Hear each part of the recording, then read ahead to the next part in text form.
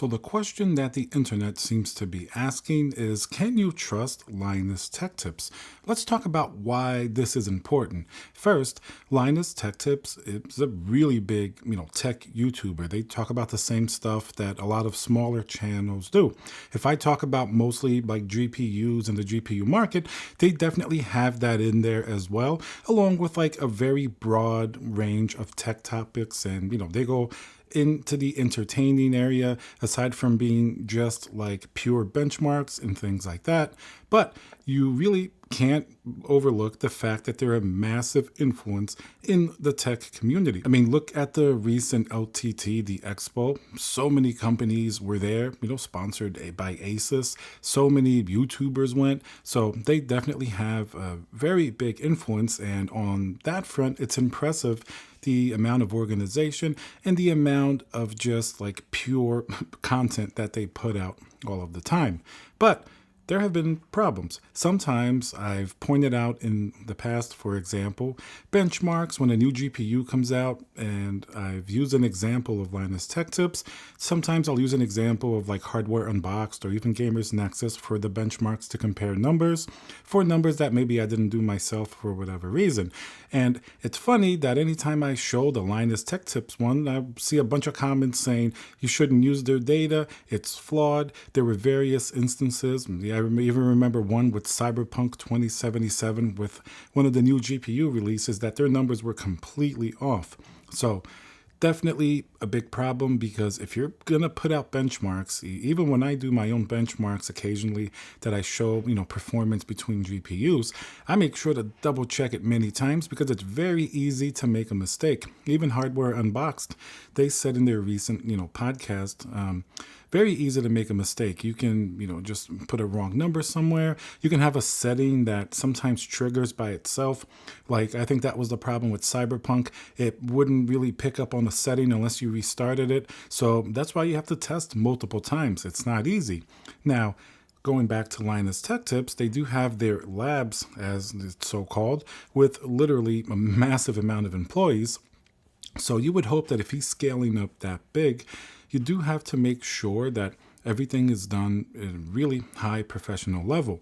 So one of the biggest problems was they had that water block, right? That was for a 4090, but they tried it on like a 3090 or 3090 Ti. It didn't work out well. That's one of the big fiascos that they have. They didn't really do proper testing with the properly intended GPU for that block, and they just dismissed it as a bad product. It may be true. It may be something that people don't want to buy. I don't know. I've never tried the product myself. It could be. It could be something that maybe a few people would be interested in, but at least you have to do the due diligence and show what the product can actually do in a fair environment. That's one of the biggest issues there, and that's why people got so upset when, they basically kind of just like threw that company out the window, so saying that their product is bad without really properly testing it. So even though the conclusion would have been the same if it was, according to Linus, even 20 degrees cooler on the GPU, you at least have to show that process so that way the viewer can see the transparency and verify what's going on. Now, I personally like watching Linus Tech Tips for the entertainment value. I like seeing their production value. It's really cool to see that many people work on the tech channel. As a YouTuber, I'm interested in that. And obviously, if I want to get the most accurate data, I'm either going to benchmark it myself or maybe look to Gamers Nexus or Hardware Unboxed. So when it comes to the question of like bias and things like that, while I believe that Linus Tech Tips, obviously, they're not going to take money where they're not supposed to from sponsors, there's definitely a gray line, and I kind of noticed that especially when they switched over from Intel to AMD for that extreme challenge that they have, just on casually observing the videos after, they would mention AMD more in unrelated videos, like if they're recommending a GPU or even a CPU. And typically they would either not mention Intel or sarcastically mention Intel when they knew sort of that sponsorship was over. So you can definitely go back and pinpoint some areas where they definitely seem to maybe be a little more biased towards Intel and less towards AMD. And obviously, if AMD is going to come in, it's not like they're sponsoring one video for like a small amount. They're doing these tech makeovers. They're doing like significant sponsorships that who knows how much they are, but it's much, much more than, you would expect just from like a small video or something like that. These are like large scale sponsorships. So they keep that relationship in mind. Therefore, can they really independently review like AMD products? Or maybe it should have a disclaimer on the bottom. So let's say they go to review a new Ryzen CPU or a new Radeon GPU. They should have a disclaimer that AMD, although maybe has not sponsored that particular video, they've sponsored in the last year, for example, other content for LTT. That way, just like a journalist has to say they have some affiliation with, a broadcast network, for example, when they mention a certain merger or like a company, I think it should be the due diligence of the YouTuber to just say in the beginning, although this isn't an independent video, they can say AMD has sponsored us, in the last year or something. That's all they really have to say. And then the viewer will have a little more information to make a decision if that review has any bias or not.